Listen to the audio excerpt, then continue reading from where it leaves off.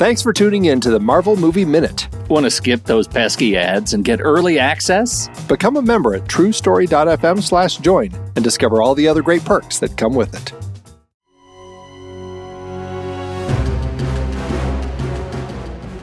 Friends, there are tasks of endurance in life. Some will complete a marathon.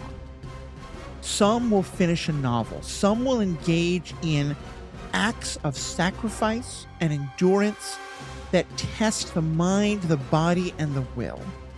And if you are listening to this, you are one of the few, one of the great, one of the mighty, who has listened to us discuss every single minute of Thor the Dark World here on the Marvel Movie Minute, except these last 7.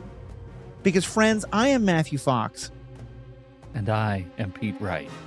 And together, we are coming to the end of this terrible, onerous journey with the beautiful bright light of a soldier of winter waiting for us ahead. You now can look at yourselves and remember that when all the others asleep in their beds who did not take part in this podcast, you can remember them every year on this anniversary that they were not here on St. Crispin the Dark World Day. All of them asleep in their beds. I don't remember the speech, but you know what I mean. You, the few, the mighty, the Dark Worlders. We have suffered like no one else has suffered, but today, together, sweet, sweet relief is upon us, because today we talk about minutes 106, 107, 108, 109, 110, 111, 112, and 113. Minutes which begin with Benicio del Toro really needing to get a room with him in that space rock, and ends with London getting itself a big new puppy. Pete, I don't think I will ever be the same. I think I'm going to think of my life as my life before I met my spouse and after, my life before I had my child and after, and my life before I truly uncovered the depth of human suffering that was the minute-by-minute analysis of Thor the Dark World. Do you know what will never change? It will never change that you've probably thought more about Thor the Dark World than just about any other movie in this franchise. And that is an awareness that I have now that is full of sorrow. This is true. But here's the other thing. Because we were recording this shortly after Thanksgiving, I was recently reminded that though our sorrow is great, the sorrow of others is greater. Because there are some other few who know that there's a sacred band of brothers who gather with 2 others from the other side of the world once a year to watch a movie that I will say is utterly without question worse than Thor the Dark World. And they have recorded on this movie every year now for 11 years. Do tell. It's the Griffin brothers. No, I'm sorry, not the McElroy brothers of My Brother, and Me. Yes. Who gather with 2 people from the Worst Idea in the World podcast. I believe that's what it's called. And every year they record on Mall Cop 2. Paul Blart Mall Cop 2. Which is actually a worse movie than this, but the podcast about it is great. And so I hope that I was inspired by listening to their suffering to sort of lean into our suffering. And I hope that you who have joined us on this journey, again, will remember yourselves brave, that you stood with Harry today on St. Stood with Harry. Thor the Dark World, Crispin's Day. If not us, then who? If not now, then when? Exactly. So we pick up in the middle of our sequence with the collector, and we should talk a little bit more about Benicio, because we love Benicio. We love Benicio. We think highly of Benicio, and it's been a couple of weeks now, and a holiday has been in between our last recording, and I don't remember. Are you a fan of the collector? So I want to know more about the collector. I did say that I thought the Collector was one more of those characters who we get introduced to in a mid-credit scene or an after-credit scene and then don't really do enough with. The fact that this is going to be the entirety of Benicio del Toro's contribution to the MCU, I think would be really unfortunate. And I hope they find ways to bring him back in. But I have a question about him from the comics in terms of how much of this is this particular version versus how much is this is in the comics as well. Billy Bragg, who this is a diatribe. This is a tangent, but I promise it's relevant. Billy Bragg, one of my favorite musicians, great folk singer, musician, rock guy, has a lyric that says, "If you've got a blacklist, I want to be on it." He's a very political musician.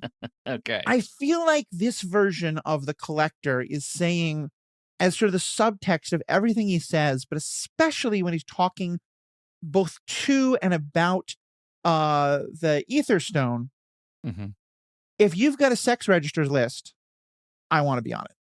So sex offenders registry list. Yeah. I'm really glad like, that you went on this road. You have no idea how astute you are. Is that in the comics as well? Or is it just this version of it? Hold on. I have to warm up. So the Collector first appeared. There's some mixed dates in the 60s were hard for comics because of issues and editions and cover dates and all that. I've found I am reading the first issue of that included the Collector from 1963, and it's Avengers 51. And in this debut, the Collector is not collecting stones. He is collecting Avengers. And what does he do to collect the Avengers? He kidnaps one Avenger first as a lure, I tell you, to get them to come to this one Avenger's aid. That Avenger is the Wasp, Janet van Dyne. Now, Okay. why is it so important that you bring it up this sex registry bit? Sex offender Because I want to registry. show you both the Collector. I'm going to hold up my iPad. I'm going to show you both the Collector, and right next to the Collector is Janet van Dyne as depicted in this issue. I hope you can see this when I hold this up. This moment's going to make for particularly good radio. Because you're going to describe it. First, can you describe the Collector? If Pete let his hair really grow. Come on now. He looks like a Scooby-Doo mad villain. He's got white hair that's just sort of going straight out, but also looks greasy. He's wearing what looks like kind of yellow rubber dish cleaning gloves, but they look like they're kind of mad scientists. Trying to avoid dry hands. Red robe, and he's saying, "And now, observe." And then he's got black mask around his eyes. Yes. Janet has been kidnapped as a lure. And how is she depicted, please? She's wearing a green bikini. Yes, she is. She's a scantily clad Janet van Dyne. What is going on with the 60s? Right? Drug, sex, and rock and roll? It just feels like he's checking items off of his perverted wish list. I mean, on one hand, I love it. Like, it's a really funny vibe this whole comic has. We've got her swimming. She's in the pool. And it's drawn as if like there's a scene where there's a panel where she's got her elbows up on the edge of the pool and her breasts are like on the side of the pool, like like they're on a shelf. I mean, I want to say you can't write this stuff, but Stan Lee definitely wrote this stuff about collecting and starting with Janet for collecting the Avengers. So anyway, it's bad news. That says a lot. And I also, granted, this is fairly common, unfortunately, for the way female characters are depicted in comics for not just the 60s, for a lot of its history. Yes, for sure. But I am curious what it says about the Wasp, that she is like, well, I got kidnapped. Yeah. This sucks. Might as well work on my tan. Totally. Because he puts her up in a luxury apartment to like, just, just chill here for a little bit. Don't you worry about a thing. And is portrayed as somebody who is too dumb to know that she's being taken advantage of. It's problematic on a number of levels. So that was the introduction of the Collector, and he was collecting Avengers to preserve them, right?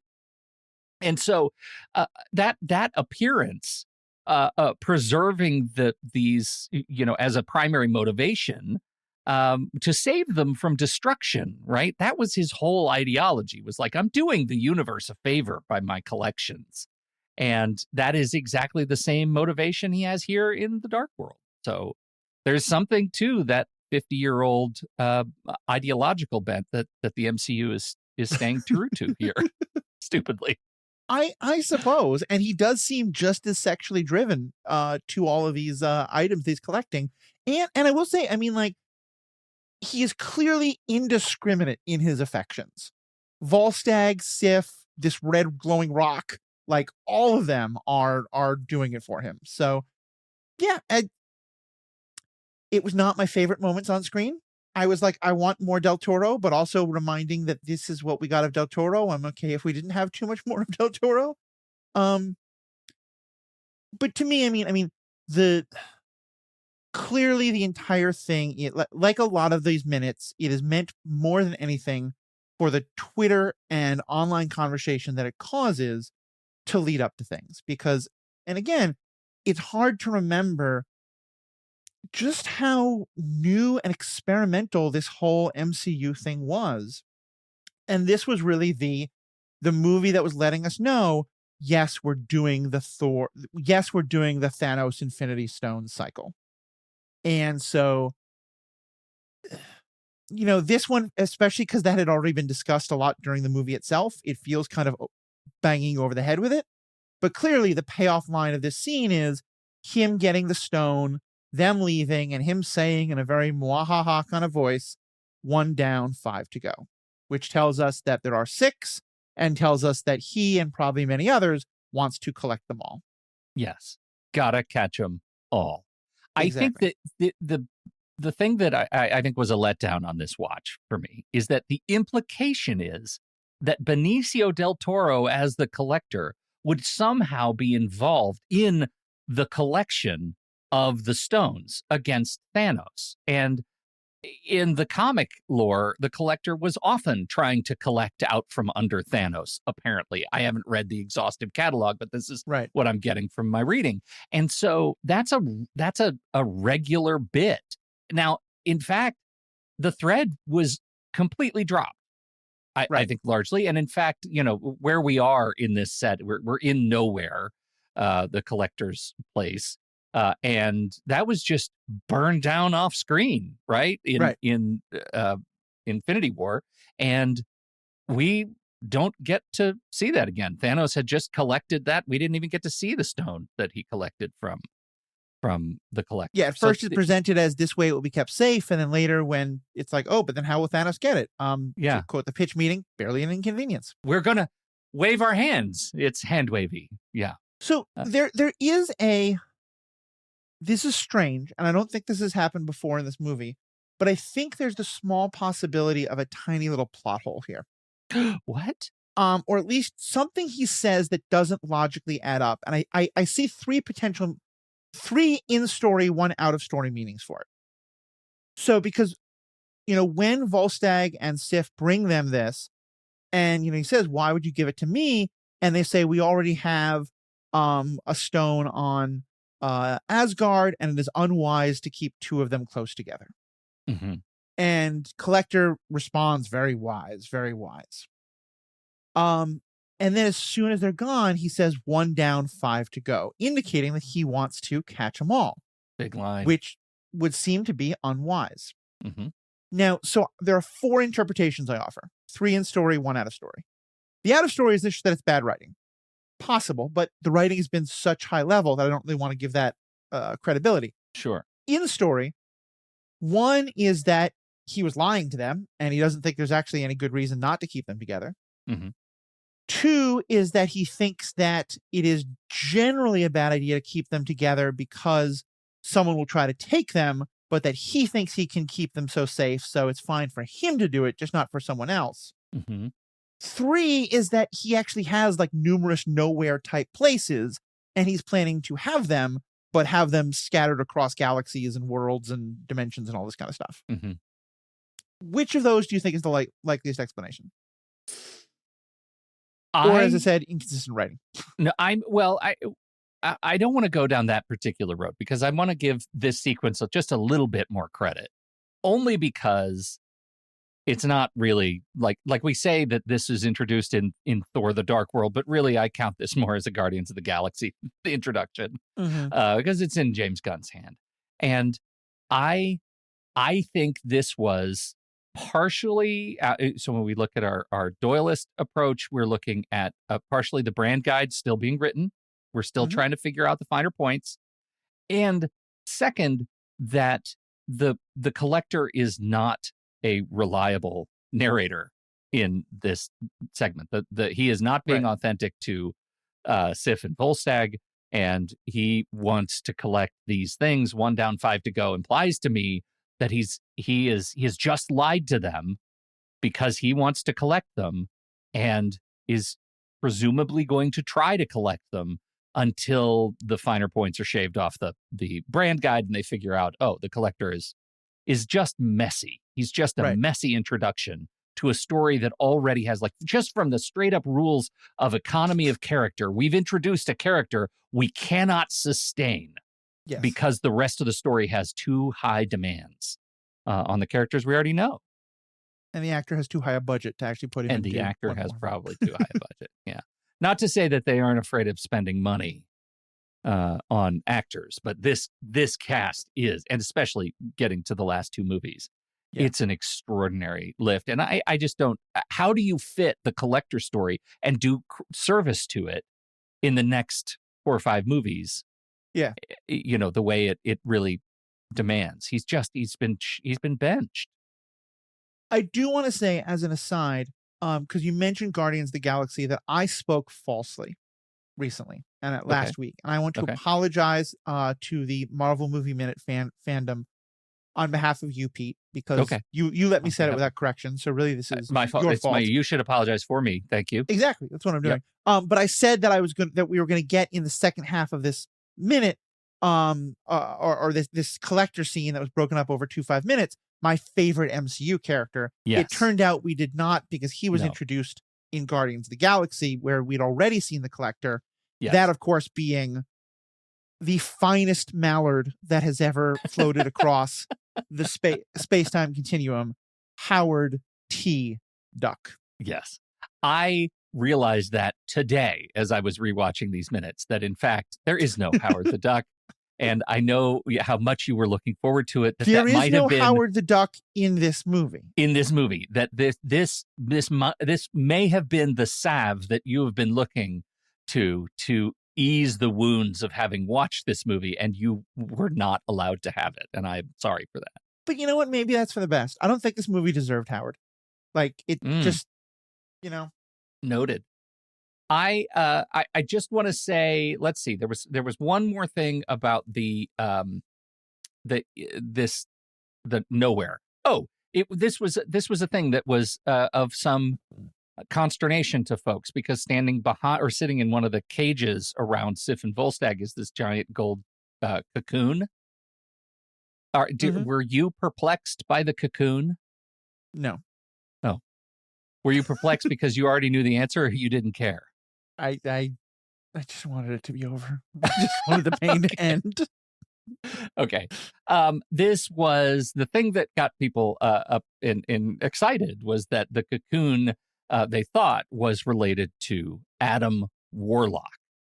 And that is one of the threads that was dropped, that the Adam Warlock, that cocoon in particular, and Gunn actually confirmed it was a mistake. It was a random prop. It was not intended to be an Easter egg, and it kind of bit him in the butt. Warlock's origin was rebooted in Volume 2, Guardians 2. Yeah, they did then later bring back Adam Warlock, who now stands as another of the characters they've introduced and then done nothing with. Yes. Yes, Though I we're will waiting on say, that thread to be tied up. just to, this is mea culpa day. We're going to list out all of our mea culpas, all the ways in which Pete failed you by not correcting me. I mentioned that, one of those people that had been let go of and not followed up on was Booster Gold. Booster Gold is obviously a DC character. Yes. Adam Warlock is a MCU character. The only connection the two of them have is that Jessica Plummer, who's often a guest on my podcast, has been a guest on this podcast. They're both kind of side characters that she's really excited to have. So I linked the two of them in my mind, and they're both really gold. So I immediately, and again, you're right, mea culpa. I should have corrected you, but I had been so gaslit by your enthusiasm that I was swept up. And I have supplanted gold for Warlock in my own head. So of course I wouldn't correct it. Maybe that's what I'll do. Maybe I'll just, going forward, people will be like, wow, so you did know so much about Thor the Dark World, don't you? And I'll be like, yeah, I do. And like, wait, but do you like us? Yeah, I mean, there's a lot that I don't love, but Booster Gold is just so good at it. Booster Gold. And people will give me this look and be like, no, I did minute by minute analysis, trust me. And just say nothing else about it. Yeah. I've got the receipt. Yeah. I'm going to record my next podcast from under a bridge, baby. Shall we transition then to the second sequence? Yeah. All right. So now we're in London. London calling. Jane is sad. Thor comes back. There's a kiss.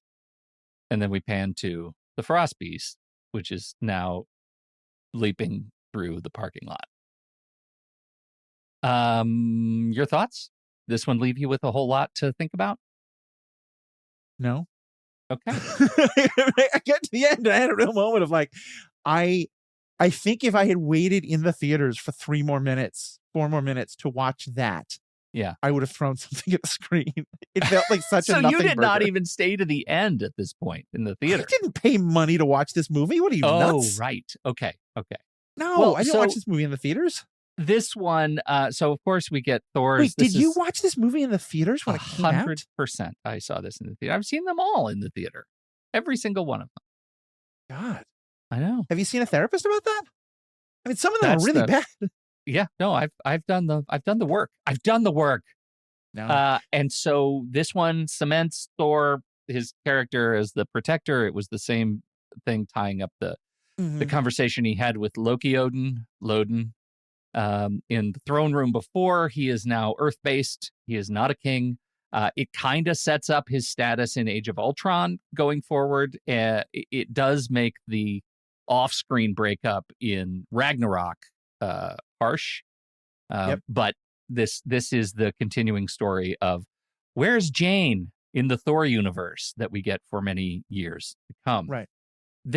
I thought that there was a loose thread here, that the Frost Beast is just running around London and nobody seems to care about this for years and years and years. And I have been really stewing about this. But then after doing some digging, I did come across this reference that the Disney Plus series Secret Invasion from 2 years ago, was it 2 years ago now? I think it is, revealed that the Frost Beast was eventually captured and that some of its DNA was used in the Super Skrull serum, the harvest, which gave our villain certain ice powers.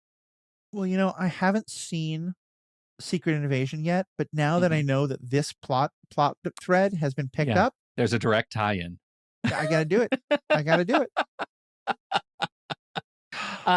Secret Invasion did not do very well, but I'll tell you, I didn't have a huge problem with it. It was fun. It was fun. There's just so much other good stuff out there these days, and I think I'm to be clear, I'm super excited about an awful lot of Marvel stuff, especially at this point in time. We've long passed the point at which I feel like I have to watch every Marvel property to be a completionist like that. But you're right. We're entering into a sort of golden age. There's a number of films coming up that I'm very excited about. Very, very excited about. I'll say I love Ultron. I think Ultron is one of the better ones, and I know it's often derided. And I understand why, but I think it gives us two of the best villains that we get in the MCU. 100%. I agree with that. Yes. So a lot to look at going forward. So that's the end of the movie. That's the end. We're done. We get a logo. So give me, I mean, I know you started off not looking forward to talking about this movie at such detail, and we're ending, and I'm gathering you haven't really enjoyed talking about the movie at this much detail. Has your opinion changed at all? And I'm not saying that as if I'm fishing. I don't need to know if I have changed your opinion, because everybody knows you've changed mine far more.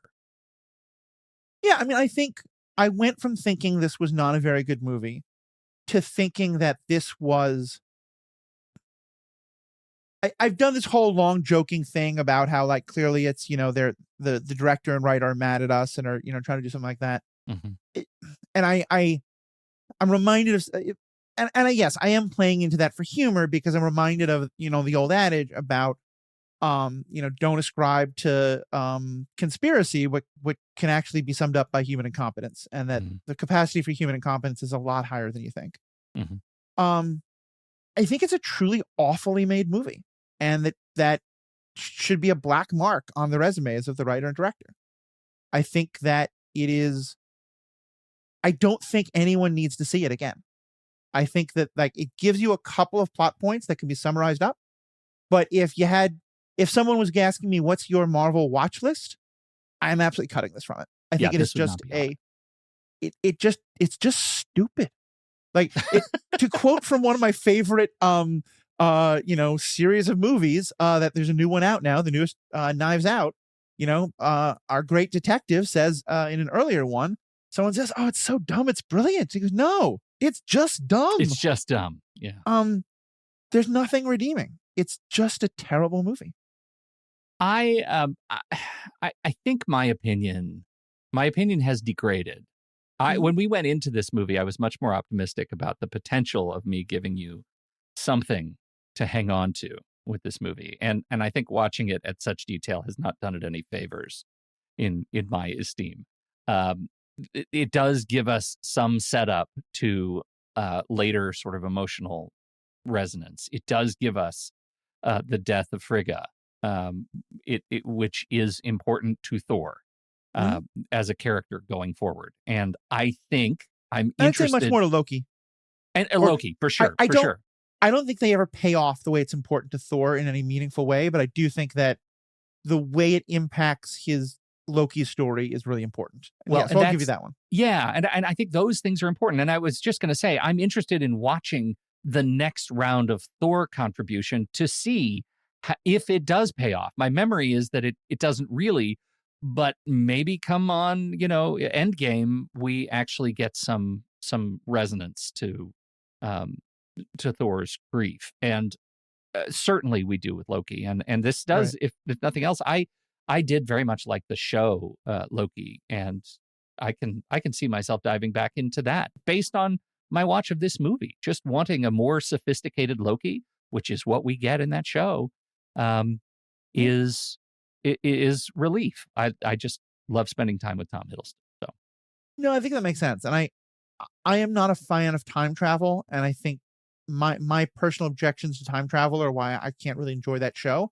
But I think that the portrayal of his character and his character's arc and the way it is played by Hiddleston are all fantastic. So I can't take any of that away from you. Do you have any final thoughts to button up this, or shall we talk just briefly about what's happening next? I guess just that I think I would love to see 30 years from now, people in, film schools, NYU, Tisch, all of that, look back and study the MCU, which I do hope will end at some point. I don't love the idea of it being just in perpetuity. And maybe it starts again in 10 years, but I would like at some point for it to just stop. But I feel like this is going to be really, I do think this is going to be regarded as one of the absolute low points for quite some time.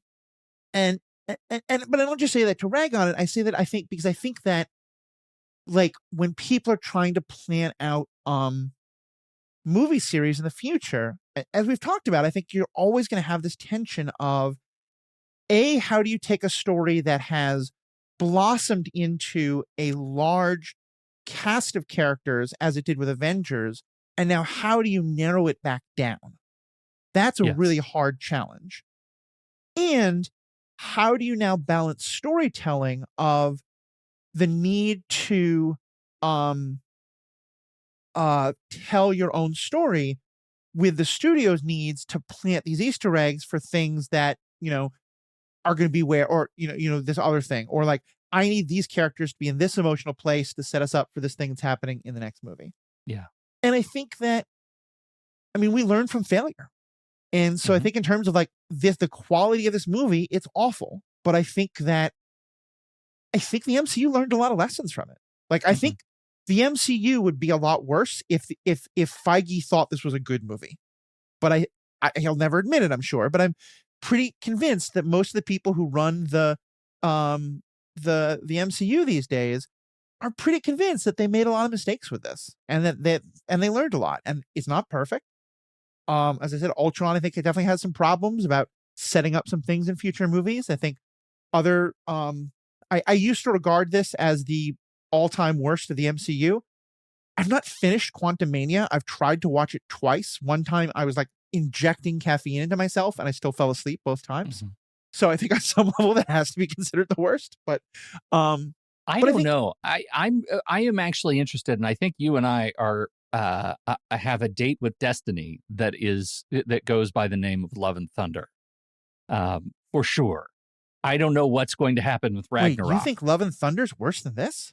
I struggled mightily with Love and I think Thunder, there's and so there is much an good in entire sequence that had me filled with a white hot rage coming out of my face. It was so dumb, and so this is what I'm comparing it to. Like, Thor, more than any other of the characters in this space, has had a damned roller coaster of outings with these movies. Like Thor, the first one, introduced us to space and managed to accomplish so much it's just dramatic, as you and Andy went through. This one is a low, not just for Thor, but for the entire universe. Ragnarok rebuilt so much and then choked on its own bile in Love and Thunder. So I struggle with those. I would just say two things.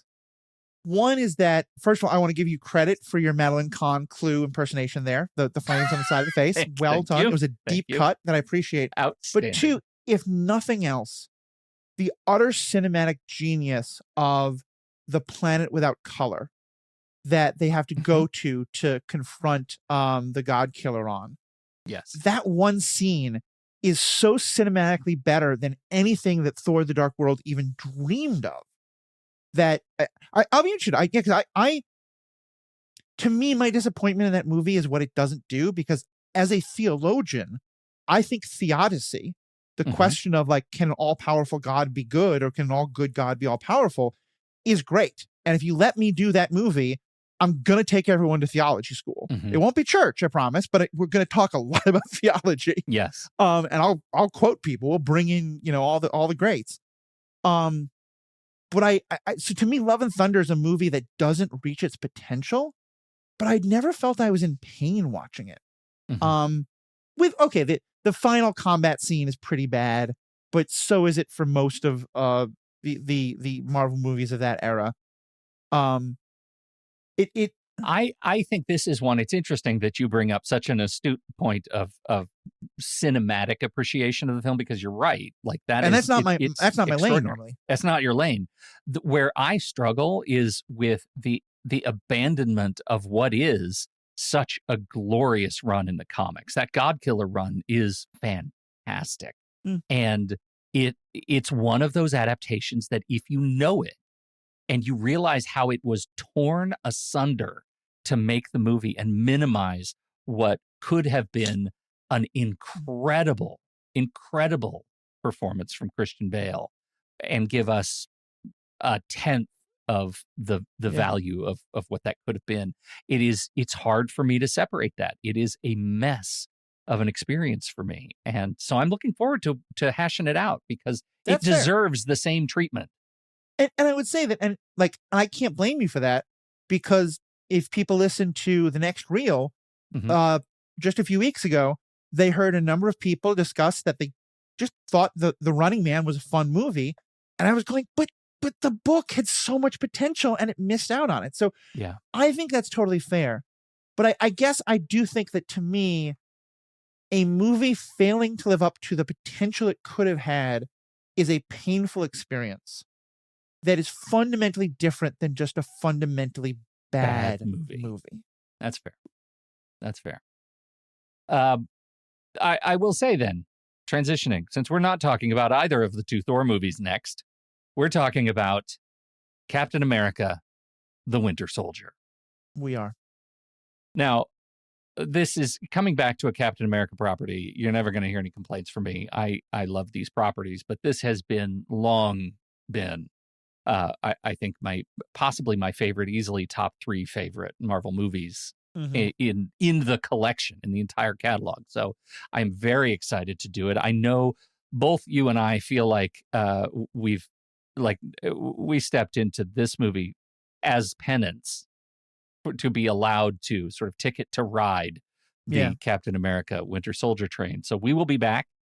It might be a bigger panel. I know that we've got some other folks on the Marvel Movie Minute team who are also very interested in running their mouths off of Cap and Winter Soldier. So we've got a lot of exciting things coming. We are going to take the holiday season off, and so we're going to start recording sometime in January, episodes. We'll start dropping sometime in February. So please hang out. Stay with us. Thoughts on upcoming events?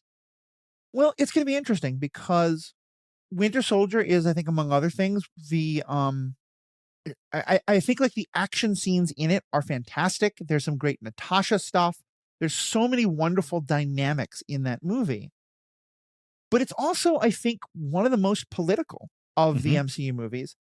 And we're lucky because it was made at a time when a story about the potential that the people in the American government had nefarious ends and a very narrow-minded idea of what the country should be like, and were willing to use nefarious purposes to bring that about. That's not really relevant to us anymore today. So we can look at that with, I think, a lot more of a air of whimsy and safety. Oh God, we're in the Hydra timeline. Yeah.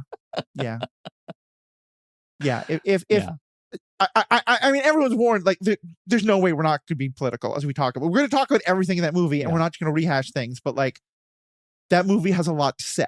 It does. A lot of it's appropriate to all sorts of timelines, not just today. And I think it will be complicated talking about that movie in isolation of other movies, especially the Cap and Avengers experiences, because there is a lot of tie-in from this movie forward. So I'm very much looking forward to talking about the movie. I spent last night, when I should have been prepping for our conversation today, I spent last night hacking up the movie and getting our minutes together and getting all of our spreadsheets in order. I'm very excited to start this next journey. So I'm looking forward to it. I think it's going to be a lot of fun. Stay with us. Thank you for giving us a little bit of a break. We'll see you in Discord, hopefully. Don't forget, you can become a member at truestory.fm/join. Membership supports the time we put into these movies, supports the server space, supports keeping the lights on and the mics hot. We could not do it without you. We appreciate you, and we will see you for Captain America, the Winter Soldier, next season. Happy New Year. Happy holidays. Be good to each other. Thor: The Dark World is dead. Long live the Winter Soldier.